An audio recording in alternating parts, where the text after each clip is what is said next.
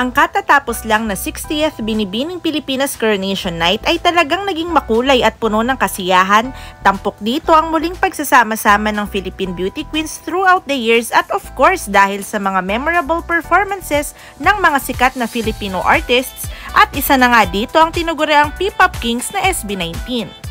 Ang SB19 kasama ang mga OPM icons na sina Martin Rivera at Gary Valenciano ang nag-perform ng opening number para sa nasabing event singing the Binibining Pilipinas theme song na Win Your Heart. Of course, muling pinahanga ng SB19 ang audience sa kanilang latest single na Moonlight nang i-perform naman nila ito sa swimsuit competition segment ng event. At dahil ito nga ang 60th year ng Binibining Pilipinas ay nagsilbi itong isang malaking reunion ng maraming beauty queens over the years.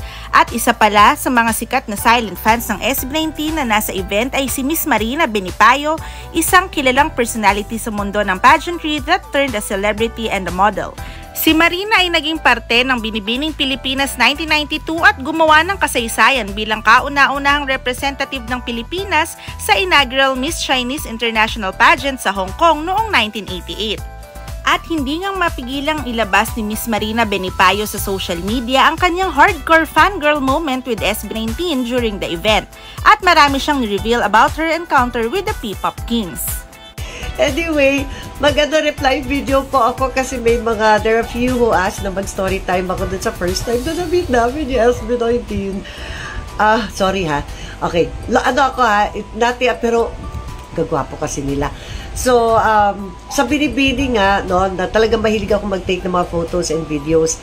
Dun sa previous video ko na pinost ko, alam nyo na yung preparation na ginawa ko para lang at least komportable ako habang pinapanood ko sila, diba? SB19. Anticipated ko na yan.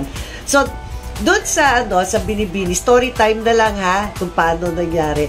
So, yung precast na kami, di ba nakatayo na kami doon sa stage. Tapos, after yung portion nila, ni Martin, Gary, and SB19, exit kami sa isang side. Ang problema yung side na yun, masikip. So, medyo nagsisiksikan, may traffic. No, habang nakaantay akong ganyan, nakita ko si Stel. Tapos, si Stel muna. And then, I told my friend, sabi ko, pati si Stel. Tapos sigaw ko, Stel! Tapos siya din, Stel! Tapos lapit kami sa kanya. Total may traffic. Nag-picture kami. Pero medyo madilim kasi yung stage, no? So, medyo blurred. Well, pero okay na. Masaya na kami doon. And then, mamaya, pagtingin ko sa kanan ko, nandun si Ken. Nandun si Ken. Quiet, Actually, si Stel nga, pinapadaan niya muna yung mga queens. And then, si Ken was nice enough to, kahit hinawakan ko yung kamay niya. Basta hinawakan ko siya, hindi ko na nga maalala, hinawakan ko siya kasi nga pababa ng step, sabay kami. Tapos, naalala ko lang, sabi ko, I have to say something kasi sa yung moment. So, sabi ko kay Ken, alam mo, introvert din ako. Gumanon ako. Kasi nga naman, introvert ako. Alam ko, introvert din siya. Tapos, sabi, hindi po mahiyain lang naman. Tapos, sabi ko, okay lang, pareho lang tayo. Alam ko yan. Tapos after nun, baba steps, tapos na. Happy na ako doon. Punta na kami sa mga upuan namin. Tapos, nung magpa-perform, before pala bumaba, tinanong ko kay Stel, sabi ko, kakantahin niyo ba Moonlight? Sabi niya, yes po. Sige. Okay. So, excited na ako about that. So, doon na kami sa mga upuan namin. Tapos, throughout that time, may isang PA, kinukulit ko. Sabi ko, baka pwedeng picture naman with SB19, di ba? So, nagtatry siya talaga. Kaso busy, di ba? Bibihis sila, makeup, whatever, tapos aakyat pa sa stage. So, nung kakantay na nila yung Moonlight, dinadun ako sa chair ko, pinapanood ko lang sila, pero nakalabas na talaga yung camera ko, ready na ako. Pero yung Moonlight talaga, ang sarap lang talaga isayaw, no?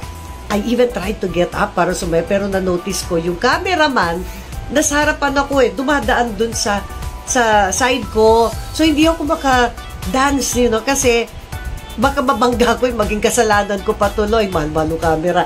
I have to sit down and tapos ina-appreciate ko. Ang hirap pala mag-take ng video kapag gusto mo silang kunan tapos gusto mong sumigaw or gusto mo mag-cheer.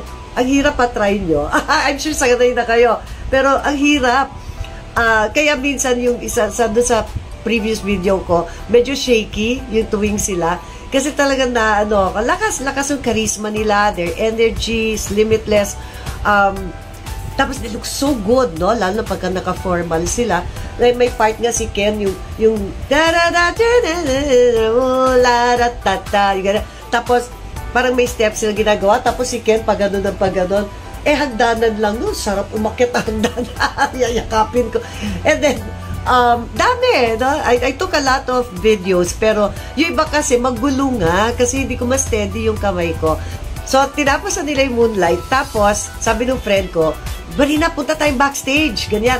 Tapos sabi ko, teka, baka baka nandun pa sila sa taas ng stage. Tapos sabi niya, tingnan lang natin sa paisip ako. Sabi ko, sige na nga, tingnan natin, nating tulos. Diba? Kasi total, balik ako ng balik doon sa likod to have the chance na sana mapicturean ako. Diba? Magka-picture kami. Di pumunta kami ni Jem doon sa likod.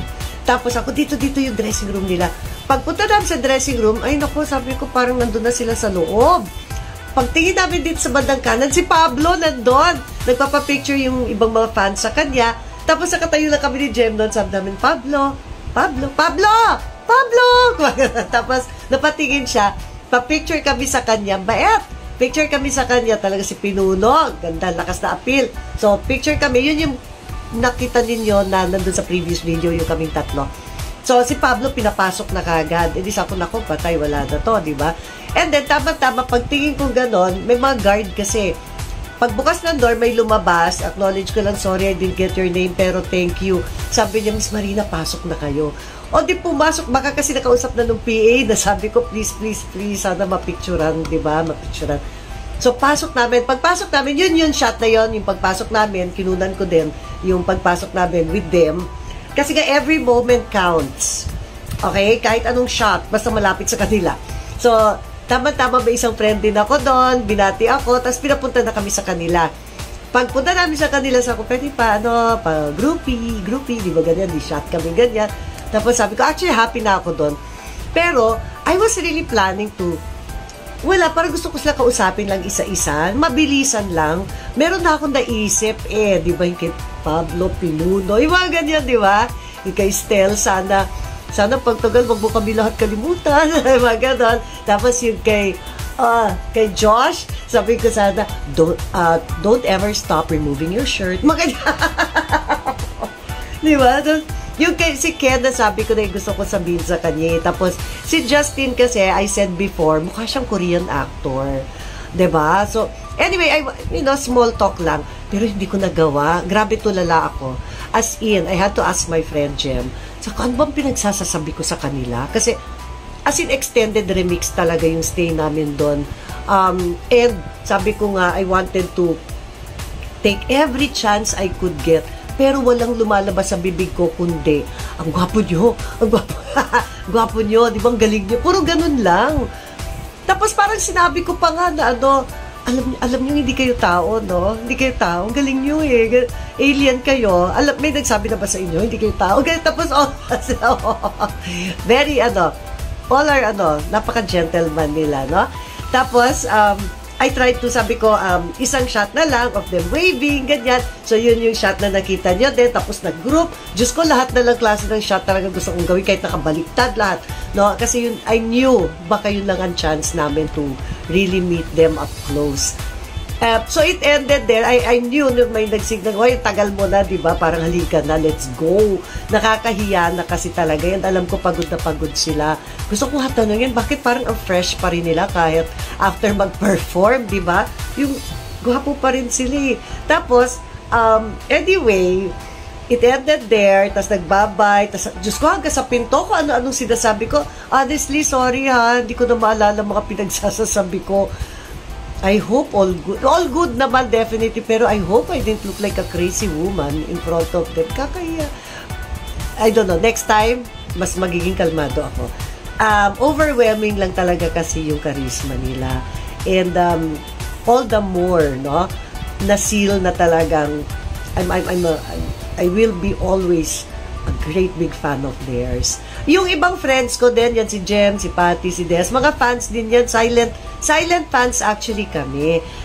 Lalo na ako po, hindi kasi ako talaga, I've never gone to yung mga concert, no? Medyo talaga ako, na ako pag madaming tao, tapos Mahal din ticket, hindi ko din ma-afford kasi dami kong inaasikaso. So anyway, so hindi ako nakakanood ng concert. So I don't know if it makes me a solid teen, no?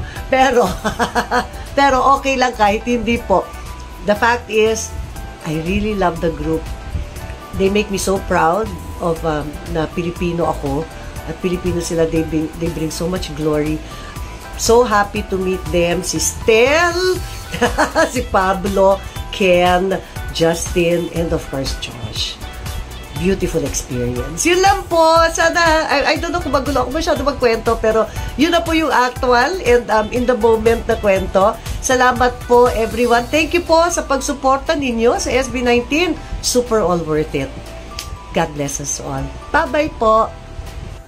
Talaga namang head over heels maging ang mga beauty queens for SB19. Regardless of age ay kuhang-kuha nila ang puso ng marami. Relate ba kayo sa mga sinabi ni Miss Marina sa SB19? Let us know your thoughts through the comment section below.